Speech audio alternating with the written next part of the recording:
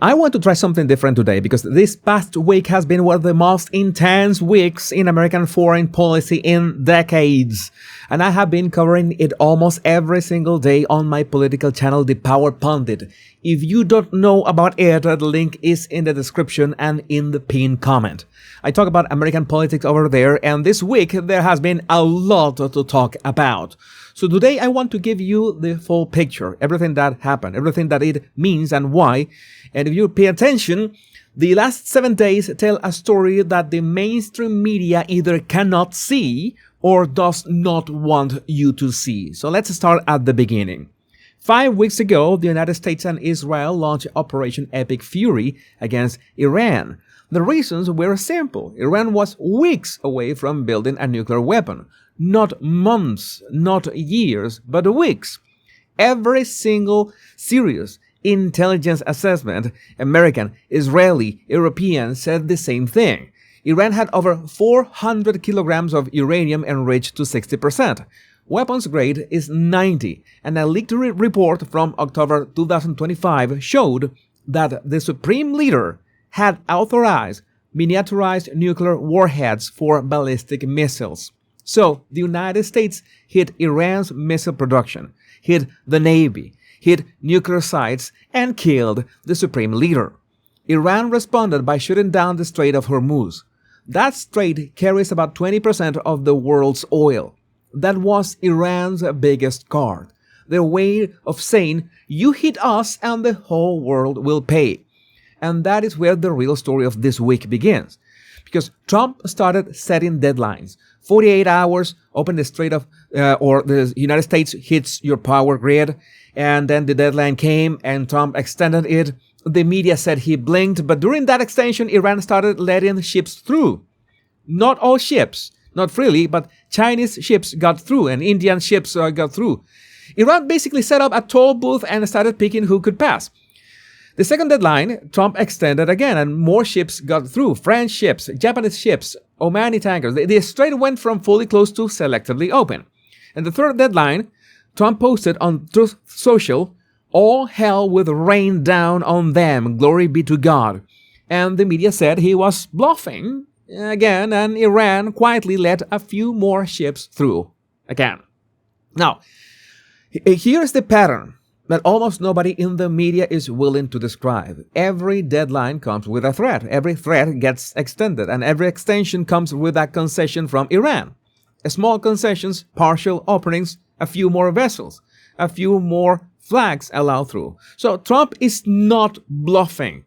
Trump is in that grind, and the deadlines are the pressure tool he uses to keep grinding. Now, in the middle of all this, something happened that I think people will be talking about for years. An American F-15 was shot down over southwestern Iran. The pilot was rescued within hours in a massive daylight operation, but the weapons officer, a colonel, was still on the ground, wounded, behind enemy lines. Iran put a $60,000 bounty on his head. The Revolutionary Guard, the Basij militia, armed tribesmen, all of them hunting one man in the mountains. This colonel used his survival training, climbed a 7,000-foot ridge line, and hid in a mountain crevice for over 24 hours. American drones circled above him, eliminating anyone who got within 3 kilometers. The CIA ran a deception campaign inside Iran to pull searchers away from his position, and then special operators forces went in. There was a firefight. 2 transport planes got stuck in wet sand and the military blew them up on the spot rather than leave them behind. 3 replacement planes flew in on 15-minute intervals because someone had already planned for that. Every American came home. 0 lives lost on Easter morning. And then Trump posted on Truth Social, "Open the effing strait, you crazy bastards. Praise be to Allah." On Easter, a Christian president signing off with an Islamic prayer on the holiest day of his own religion. 12 hours after his military blew up their own planes inside enemy territory rather than leave them behind. That was peak trolling for the Iran regime. So whatever you think about Trump, there is nobody on earth doing whatever this is. And the media spent that entire day pushing the story that Trump was in the hospital, that he was sick, that he was incapacitated. The White House had gone dark for about 18 hours. No briefings, no press, and the left took that silence and filled it with their own story. But the truth is, the White House went dark because the rescue was happening. Trump was not in a hospital bed. Trump was ordering commandos into Iran. And the moment it was over, he walked into the White House briefing room with his Secretary of War, his CIA director, and his chairman of the Joint Chiefs and told the whole story. Now, here is where the week gets really interesting. Trump gave a full speech at the White House, and in that speech, he laid out the numbers. In 37 days, the United States flew over 10,000 combat sorties and hit over 13,000 targets.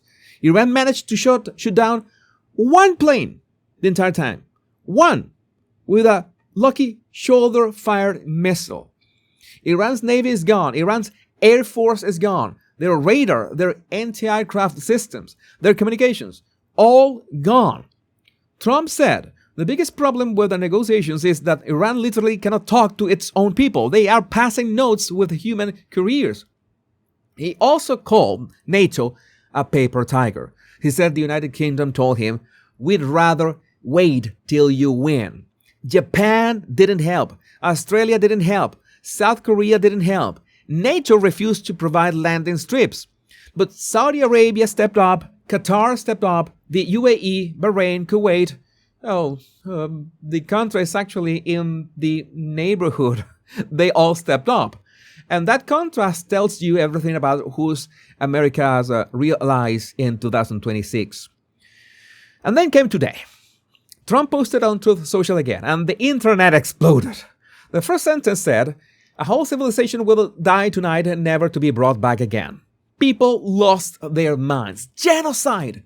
He's threatening to kill an entire civilization. The White House had to deny that the United States was going to use nuclear weapons. That is how hysterical people became. But in the exact same post, Trump wrote, 47 years of extortion, corruption, and death will finally end. God bless the great people of Iran. He was not talking about killing a civilization. He was talking about killing a regime. The 47-year-old Islamic Republic. The 47th president ending a 47-year reign of terror on April 7th.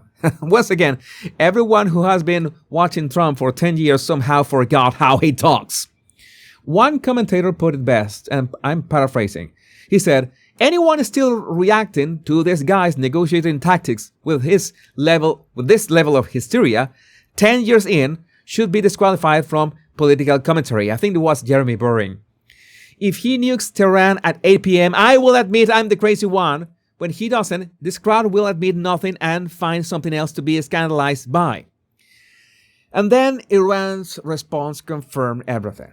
Iran closed all diplomatic channels, suspended all communication with the United States, and started mobilizing human chains of civilians around bridges and power plants. Not soldiers, citizens, families, children. And that tells you everything you need to know about this regime. When the pressure gets real, when the walls are closing in, they do not protect their people. They use their people as shields. The Vice President of the United States said it clearly. He called it pure evil. I grew up watching Hugo Chavez and Maduro do something similar in my country. When things got bad, they would parade poor families on state television and say, if you attack us, you're attacking them.